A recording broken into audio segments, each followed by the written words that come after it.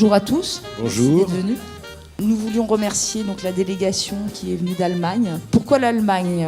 Donc ça, je vais laisser parler mes camarades, mais en quelques mots, on a voulu inaugurer ce cycle, on va dire européen, voire international, puisque avec l'Allemagne, nous avons des relations proches de coopération. Voilà, je passe la parole à Emmanuel Schumberger, qui est président de l'industrie du rêve. Merci d'être venu. Je suis Margaret Limgos. François Doge, je suis cascadeur. Je suis Mathieu Lemortier, premier assistant, réalisateur.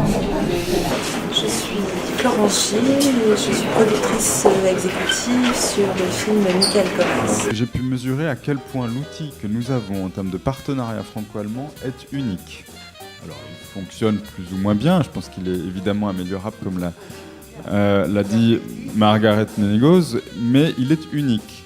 Et puis, vous avez toute la discussion actuelle sur les coproductions financières qui n'est pas terminée, puisqu'il faut vraiment qu'on s'accorde avec les Allemands là-dessus sur quels sont nos intérêts et éviter qu'on aille vers un système où on ne fasse finalement que des coproductions financières, alors que tout l'intérêt du système actuel, c'est quand même d'avoir des coproductions artistiques.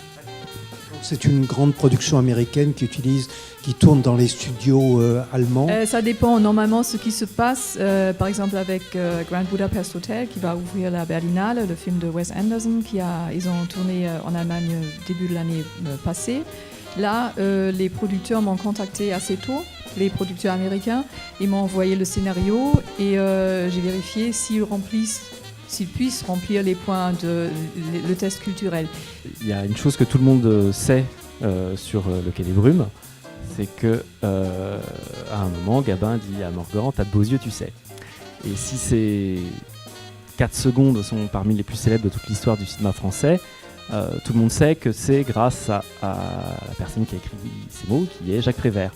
Mais si ces 4 secondes sont si connues, c'est aussi parce qu'elles ont été éclairées par Eugène Chuffetan. Ça peut être lié aussi au type de pellicule utilisée à l'époque. Là, on rentre dans la préhistoire du noir et blanc. Là, hein.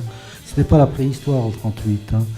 Mais les gens tournaient soit sur de la panchromatique, soit sur de l'orthochromatique encore.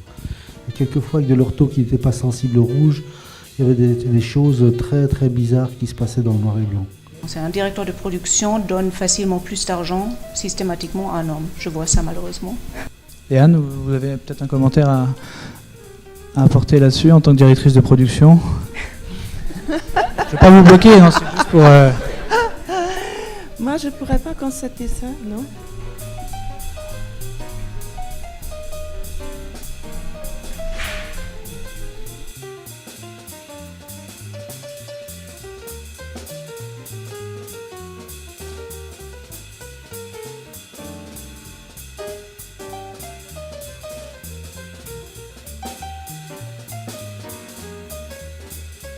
Rebonjour et merci d'être venus.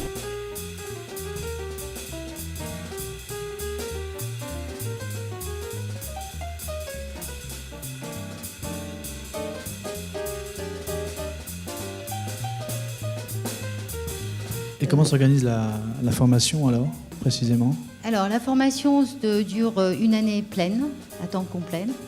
Elle commence en Allemagne au mois d'octobre, elle se termine dans les 2 pays début septembre à la fin de la production des courts-métrages. Voir le monde sans soi, pur, enfin lavé de tout regard. Il me dit, je veux que vous jouiez ma mère.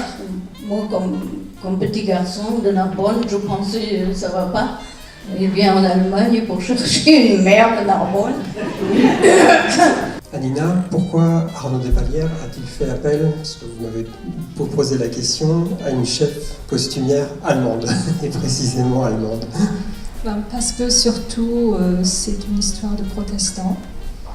Et donc il avait en fait aussi peur que les costumes aient un petit finissage catholique, donc très dans le décoratif. C'était pour eux une espèce de fable sur le pouvoir de fascination du cinéma. Et le fait que même celui qui est le grand fascinateur, pourrait-on dire, c'est-à-dire Dracula, lui-même est pris dans la fascination. Merci beaucoup à vous et puis j'espère à l'année prochaine.